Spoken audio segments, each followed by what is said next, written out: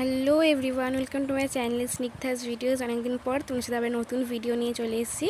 তো আজকে আমরা একটা জায়গায় ঘুরতে যাচ্ছি, অনেকদিন পর সবাই মিলে, বাড়ির সবাই মিলে আজকে যাচ্ছি ঘুরতে।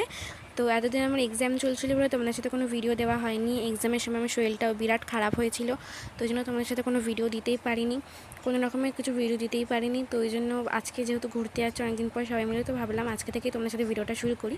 তো ভোরবেলা আমরা সবাই ঘুম থেকে উঠে পড়েছি, উঠে তারপর আমরা সবাই মিলে রেডি হয়ে আমরা টোটো করে চলে এসেছিলাম বেলু স্টেশনে। তো বেলু স্টেশনে আসার পর ওখানে আমরা টোটো রেখে বেলু স্টেশন থেকে আমরা ট্রেন ধরেছিলাম হচ্ছে তারকেশ্বর লাইনে যাওয়ার ট্রেন। তো ট্রেনে আমরা উঠে পড়েছি। ট্রেনে ওঠার আগে থেকে টিপটিপ বৃষ্টি পড়ছিল, ট্রেনে ওঠার পরে আরও জোরে বৃষ্টি শুরু হয়ে গেছিলো। তো জানলা দিয়ে দেখতে খুব সুন্দর লাগছিলো, ওই জন্য তোমাদের সাথে শেয়ার করলাম। তো আমরা ট্রেন থেকে নেমেছিলাম হচ্ছে হরিপাল স্টেশনে। নেমে আমরা এখানে ট্রেকারে উঠে গেছি, একদম হরিপাল স্টেশনে নেমেই তোমরা সামনেই দেখতে পেয়ে যাবে এখানে ট্রেকার দাঁড়িয়ে রয়েছে, ট্রেকার অটো টোটো।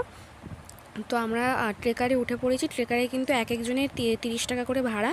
আর তোমরা যদি ট্রেকারে না গিয়ে টোটোতে বা অটোতে যেতে চাও তাহলে তোমাদেরকে রিজার্ভ করে নিয়ে যেতে হবে।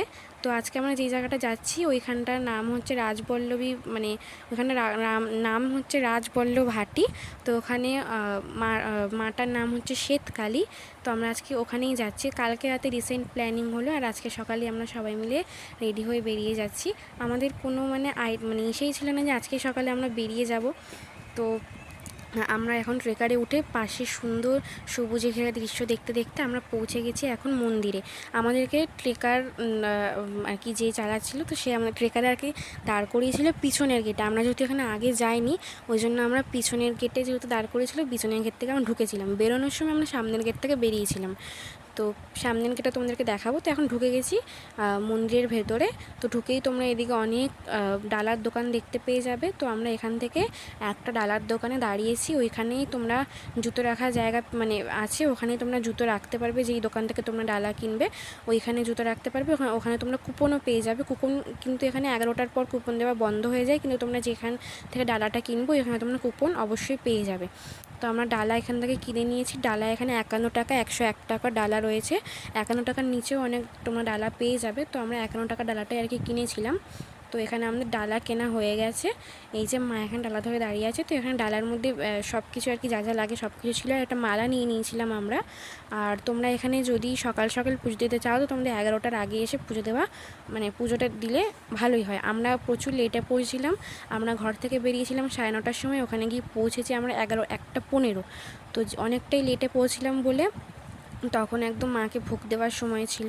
তো আমরা গিয়ে পুজো দিতে পারিনি। আমরা গিয়ে ভোগ দিয়েছে ঠাকুরকে, তারপরে আমরা আবার পুজো দিতে পেরেছি।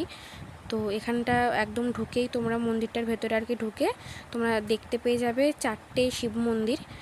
4টে শিব মন্দির রয়েছে। আর এইখানটা রয়েছে হচ্ছে মা কালীর মন্দিরটা। আর মা কালীর মন্দিরটাকে আমি দেখাচ্ছি, দাঁড়াও। এই যে এখানে মাটাকে তোমরা দেখতে পাচ্ছ, খুব সুন্দর কিন্তু এখানটা পুরো দুর্গা মায়ের মতো মুখটা।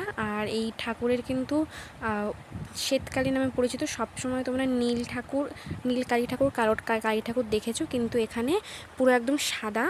তো এখানে ওই জন্য সবাই শ্বেতকালী বলেই ডাকে। আর তোমরা দুপাশে যে এত বাচ্চাদের সব ছবি দেখতে পাচ্ছ, তো এই বাচ্চাদের ছবিগুলো হচ্ছে যাদের সন্তান হয়নি তারা এখানে এসে মানসিক করে দিয়ে যায়, পরে যদি আবার সন্তান হয় তাদের, তো এই সন্তানদের ছবিগুলো এখানে লাগিয়ে দিয়ে যায়।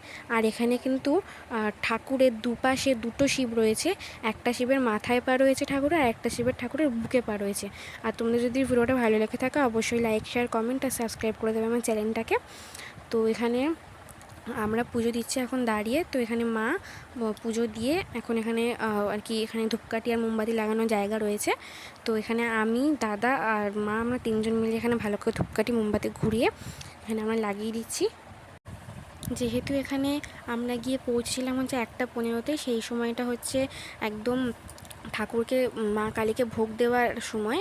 তো জন্য আমরা গিয়ে ভোগ দিয়েছিলাম, মানে আমরা গিয়ে আর কি পুজোটা তখন আমরা এমনি ধূপকাঠি মোমবাতিটা ঘুরিয়ে আমরা ভোগ খেতে চলে গেছিলাম। আর এই জায়গাটা এখানে দাদা মোমবাতিটাকে জ্বালিয়ে বা ঘোরাচ্ছে। তো এখানে প্রচুর হাওয়া ছাড়ছিল আর ওপরে পাখাও চলছিল, ওই জন্য আর কি এখানে মোমবাতিটা ভালো করে জ্বলছিল না। আমি শুধু ধূপকাঠি ঘুরিয়েছি, আমি আর মোমবাতি ঘোরাইনি। আর তোমরা যেখানে ওই দোকানটা থেকে কুপন নেবে, কুপনে একটা করে দাম কিন্তু 30 টাকা। আর আমি ওখানটা যে ইসে করছিলাম আর কি, মোমবাতিটা মানে ধূপকাঠির ঘোরাচ্ছিলাম, তখন বাবা ভুল করে সোজা মানে কি লম্বায় ফোনটা ধরে নিয়েছিল, ওই জন্য আর কি ওরকম ইসের মানে দেখা হয়ে আর কি ভিডিওটা উঠেছে। তো যাই হোক, এবার আমরা চলে যাচ্ছি ভোগ খেতে। আমরা কিন্তু ভোগ খাওয়ার পরেই প্রসাদ পেয়েছিলাম আর কি। ঠাকুরকে কিন্তু তখন পুজো দেওয়া হয়নি, আমরা ঠাকুরকে ভোগ দেওয়ার পর শাড়ি ছাড়িয়ে দিয়েছিল, তারপরে ঠাকুরকে ভোগ দেওয়া হয়েছিল। তো আমরা দেখো দরজাটা দিয়ে ঢুকে গেছি, যেখান থেকে আর কি ভোগটা খাবো। ওই দরজায় ঢুকেই আমরা সাইডে দেখো কি সুন্দর একটা বাগানের মতন দেখতে পেয়েছি। এখানে স্থলপদ্মের কুড়ি, তারপর স্থলপদ্মের পাতা সব কিছুই ছিল, খুব সুন্দর লাগছিলো দেখতে। আর অনেক ধরনের ফুল ছিল, তো ওই ফুলগুলোকেও এখানে দেখলাম পুরো গাছে ভর্তি ভর্তি ফুল।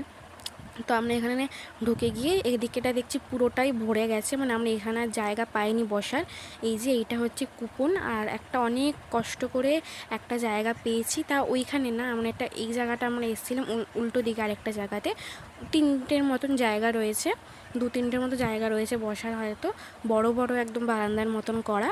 তো ওইখানেই আর কি। আর দেখো উপরে কি সুন্দর পাখার ব্যবস্থাও রয়েছে, কোনো রকম গরম লাগবে না।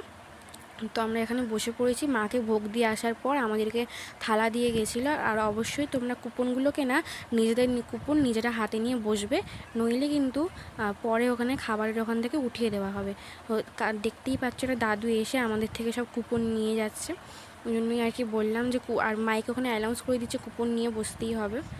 তো ওই জন্য আর কি কুপনটা নিয়েই বসেছিলাম আমরা সবাই মিলে। তো এখানে এবার অনেকক্ষণ বসার পর এখানে আমাদেরকে প্রসাদ দিয়ে যাচ্ছে, ভোগ দিয়ে যাচ্ছে। প্রথমে ভাত দিয়েছিল, তারপর ডাল দিয়েছিল, তারপর সব রকম একটা তরকারি দিয়ে, মানে সব রকম ইসে দিয়ে একটা সব রকম সবজি দিয়ে একটা তরকারি দিয়ে গেছিলো, সিদ্ধ, পুরোটাই সিদ্ধ করে। আর ওখানে 500 তেলের মধ্যে সব যতদিনই রান্না হোক না কেন 500 তেলের মধ্যেই রান্নাটা হয়।